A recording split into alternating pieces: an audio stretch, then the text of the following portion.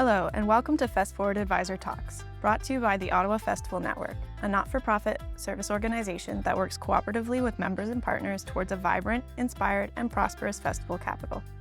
In this podcast series, industry experts break down hot topics in the operational and strategic areas of focus that are essential for any festival and event organization. You will hear best practices and expert advice, complemented by real-world examples and lessons learned from fellow festival producers that will help you solve problems, make decisions, and realize your creative visions. Since it is such an expansive and significant subject, the next 2 episodes will be dedicated to the topic of inclusion, diversity, equity, and accessibility. Our advisor, Taib Boyce, will guide us through a deeper understanding of societal power dynamics and how you as festival organizers, through greater acknowledgement and awareness, can start to foster a more inclusive, diverse, equitable, and accessible culture in your organization. Taib is a local Ottawa Anti-Racism Consultant at TKB Consulting. As a consultant for the past 7 years, Taib has supported the development and implementation of online and in-person trainings on anti-racism and anti-oppression for senior leaders at the Department of Justice, Somerset West Community Health Centre, Oxfam, and others. To learn more about Taib and the work he carries out, check out our episode show notes. Thank you to the Canada Council for the Arts for the support in the making of this podcast, and thank you for watching this series. Enjoy the episode. Hello, my name is Taib K.Boyce, and I'm a anti-racism consultant based here in Ottawa. I'm very humbled to be joining you today on this first episode where we're going to be talking about diversity, equity, and inclusion. To begin, I'd like to start with a land acknowledgement of the Algonquin and Anishinaabe people. I'm speaking to you from their unsurrendered territory based here in so-called Ottawa. And I think it's so important to acknowledge the territory that I'm speaking to you from, because we are in a constant conversation about reconciliation, and that has impacts on how we engage in the workplace and how we acknowledge diversity and inclusion and equity in the workplace.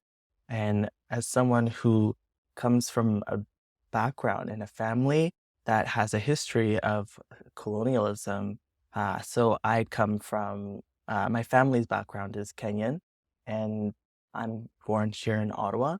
And we've learned a lot in my family about the history of settler colonialism. And it's very similar, my family's history, to the history of Indigenous people here in Canada in terms of the experience of settler colonialism, the experience of having your land taken, being moved to areas, reserves where you're meant to be controlled by British, and your children are prevented from learning their language. In my own family, my great-grandfather, his house was burnt down because he was suspected of being a rebel against the British. So in my family, we have this trauma of colonialism, and in the work that I do here within the Canada in unsurrendered Indigenous territory, I never leave that history of my own family's colonialization behind, because I too am a victim of colonialism. And as someone who is in that position, I always make it a point to hold reconciliation as a goal, as something that I need to hold other folks accountable towards. So thank you for joining this conversation. And we're going to talk a little bit now about Canada and how does diversity, equity, and inclusion really come into the Canadian context, and how does racism itself come into the Canadian context. So many of you might have heard of this term, visible minority. So this term was invented in 1975 by a Black activist called Kay Livingston, the founder of the Canadian Negro Women's Association. So this was a means for immigrant women who were discriminated, who wanted to join the Canadian workforce, to gain recognition and to be designated as a collective group. So by 1984, the phrase gained sufficient currency to play a starring role in the final report of Judge Roslyn Silberman Abella's Commission on Equality in Employment, and was later enshrined in the law via the Federal Employment Act of 1986. So visible minority in Canada is how we designate everyone who isn't white. So in no other country other than Canada do we divide our race in the way that the Statistics Canada does. So in no other country did they divide their population into 3 categories: Indigenous people, white people, and visible minorities. So in the US, you might have heard of Hispanic or Latino or Native American and white or African American. So that's how the Americans have decided to divide their population.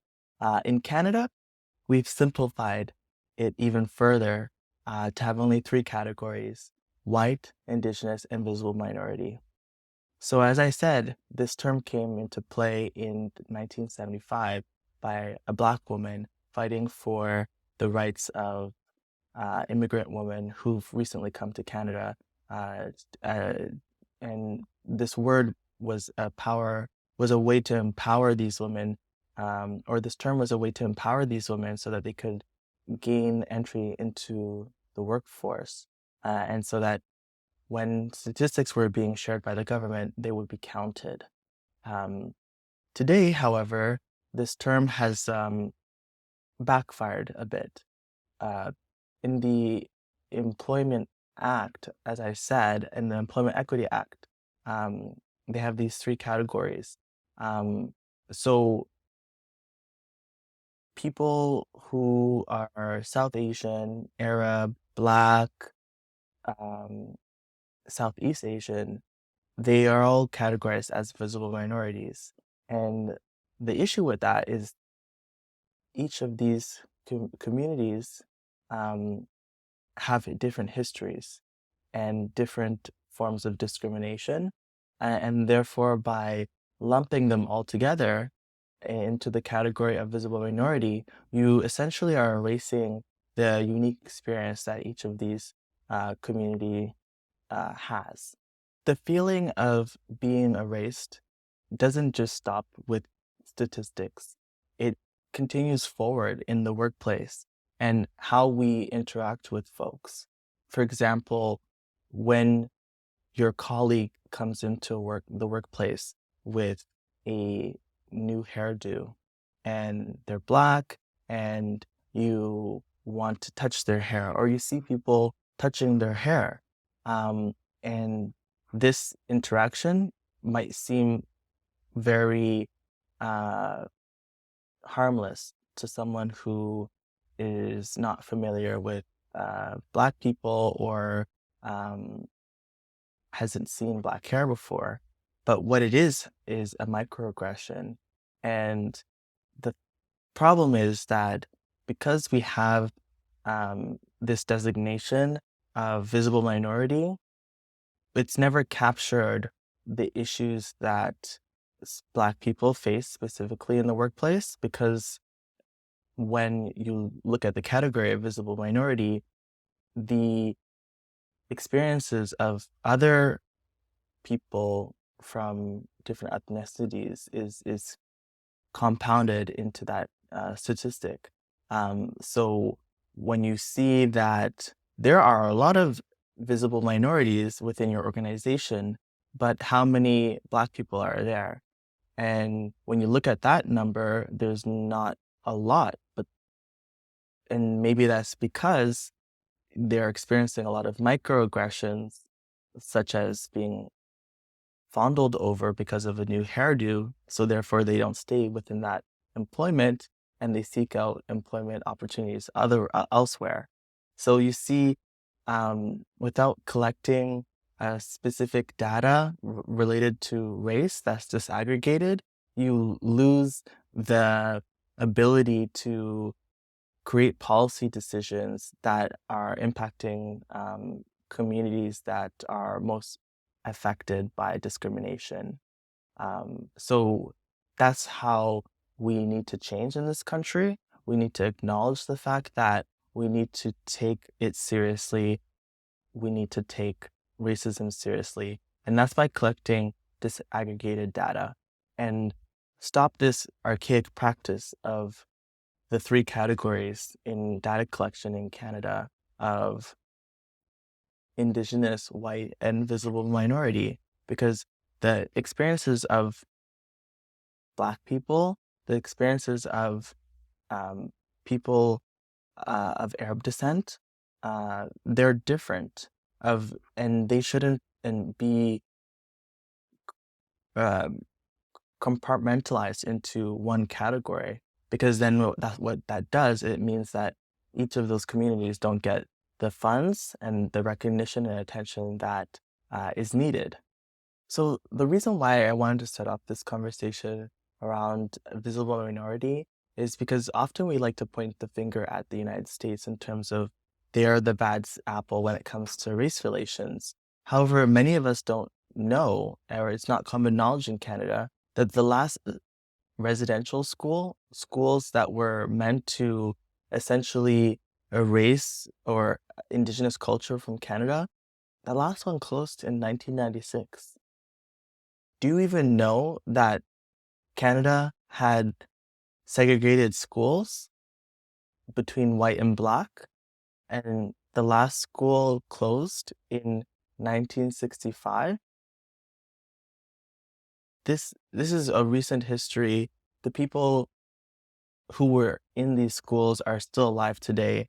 So for us to say that the history of racism doesn't exist in Canada is a fallacy that has been drawn up by government in order to provide this narrative that Canada is a country of equality and diversity, when we do have this history of inequality as well. And that's not to say that we don't have benefits as well, or triumphs as well in this country. In 2005, there was gay marriage legalized. We have recently the first Muslim Supreme Court justice appointed by the Prime Minister. We have the first Black deputy minister appointed in 2020. So there have been, over the past years, some movement in the direction of diversity, but I yet to see movement in the direction of inclusion. So let's talk now about what is inclusion and what is diversity. So diversity is a numbers game. Diversity is about how many people do you have in the room that can be made up of, that hail from different groups, different lived experiences. How many of them are in the room? So, but inclusion is different. Inclusion is about when they are in the room, what is their impact? Are their experiences being acknowledged and also taken seriously?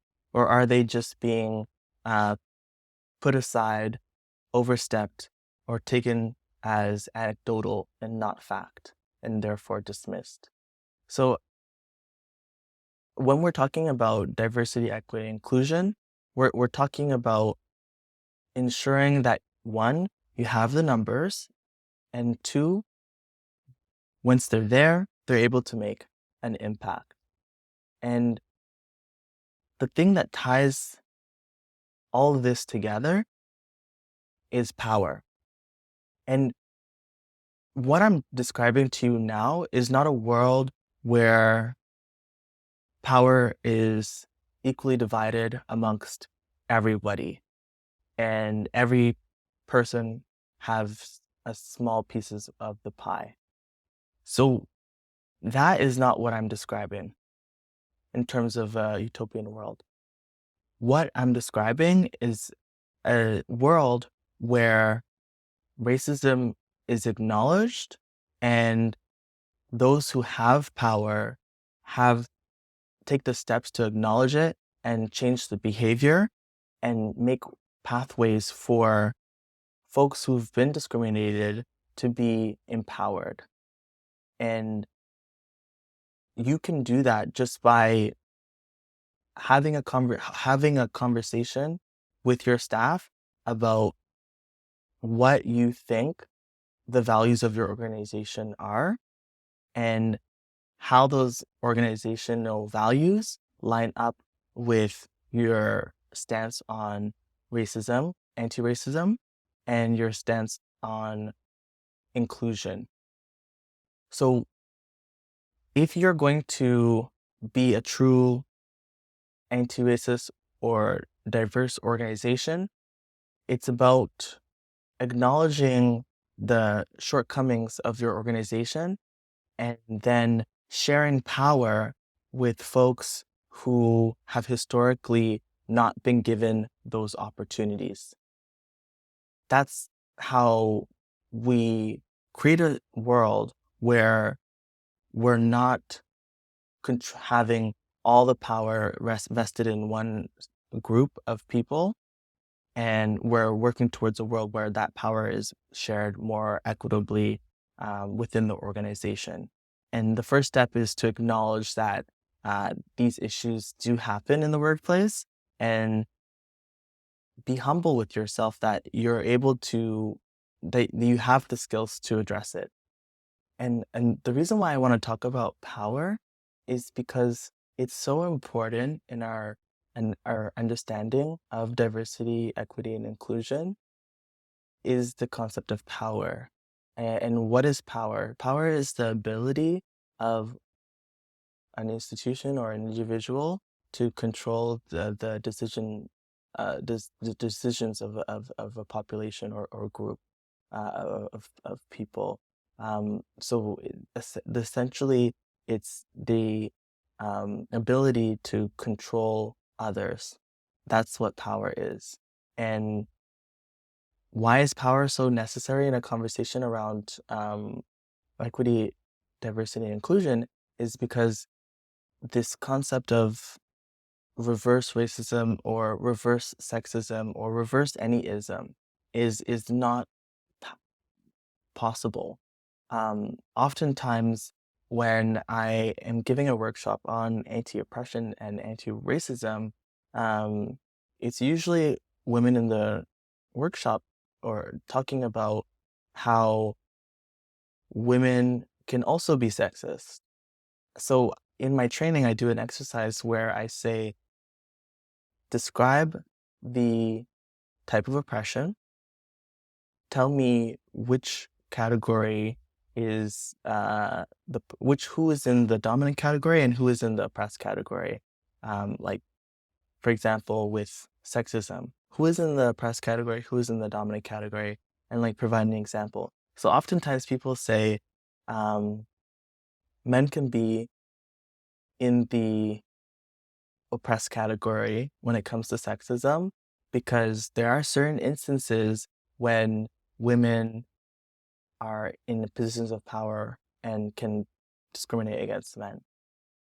My answer to that is that no women can be sexist because they do not control or benefit the patriarchal systems of which society lives in. And often the example is nurses. So within the nursing field, women dominate.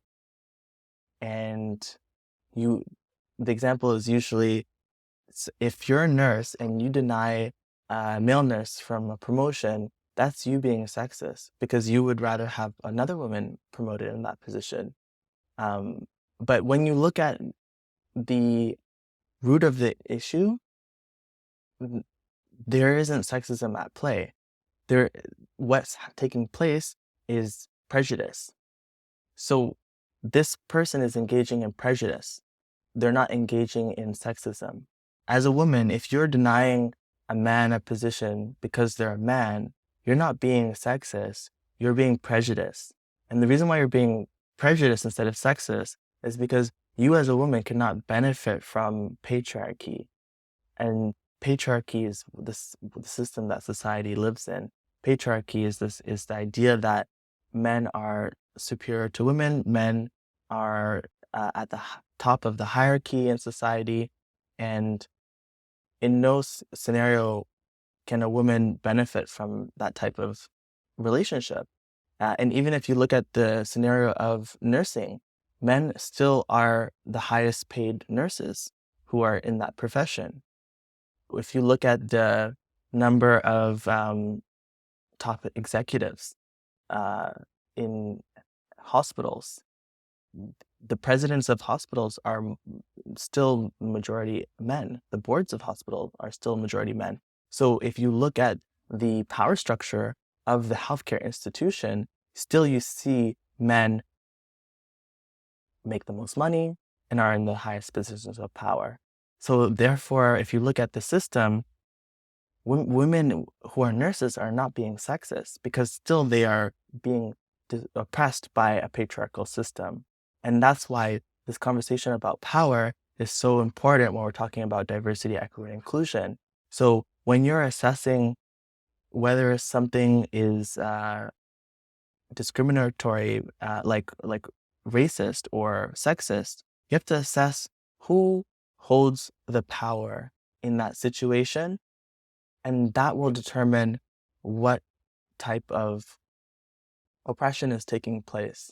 And just to end my point here is that there's never an instance where someone in the oppressed category can also be in the dominant category. So there's never a situation where a Black person can be racist because they don't benefit from the system of racism. There's never a situation where a woman can be sexist because they never benefit from a system of patriarchy.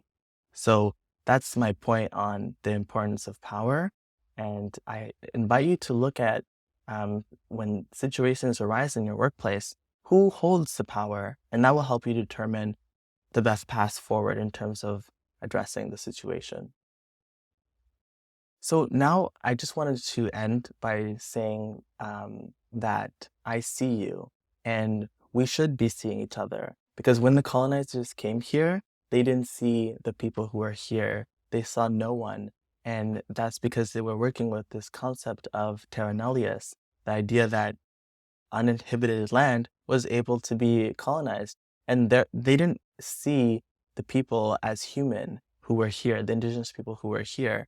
And that's largely because they didn't have the same culture, gender norms, economic systems as the colonizers. So therefore, they were inhuman. So how this country began was through the dehumanization of other folks who were on this territory. And what we're trying to do now with this work around diversity, equity, inclusion is to see each other, to move away from that nobody's here, nobody's land, to I recognize you and I want to work in partnership with you to create a society that is thriving and more inclusive and equitable and diverse. So how do we get there? That's where I'm going to talk more in the second installment of this podcast about practical ways how to have conversations about race in the workplace. What is a scenario that could happen in the workplace and how to deal with that in a calm, rational, and accountable way. This is going to be useful for leadership, but also for staff. How staff can approach leadership and how leadership should receive staff, because that's mostly what we're dealing with here, this communication between leadership and staff, but then also the communication between staff and your customers, your clients, your patrons. So we're going to get more into the practical implementation of equity, diversity, and inclusion Today, I wanted to set you up with some history, some theory around power and history around Canada's past and how it relates to its future in the direction of diversity, equity, and inclusion. So thank you so much for joining me on this first episode, and I look forward to seeing you in the next. I'm signing off, Taib Boyce. Thank you. And that wraps up this episode of Fest Forward Advisor Talks, presented by Ottawa Festival Network. All of the resources and links mentioned throughout this episode will be available in the episode show notes, as well as transcriptions in both French and English. For information on OFN and its membership, please check us out online at ottawasfestivals.ca. If you have any questions or feedback on this podcast, you can email us at festforward@ottawafestivals.ca. Thank you so much for listening, and please remember to subscribe to Fest Forward Advisor Talks to catch future episodes, where we will dive into even more hot topics festival and event organizations need to know to support and grow their organizations. If you enjoyed this episode, please share it with your colleagues and friends and leave us a review. That's all for now. Stay tuned and stay festive.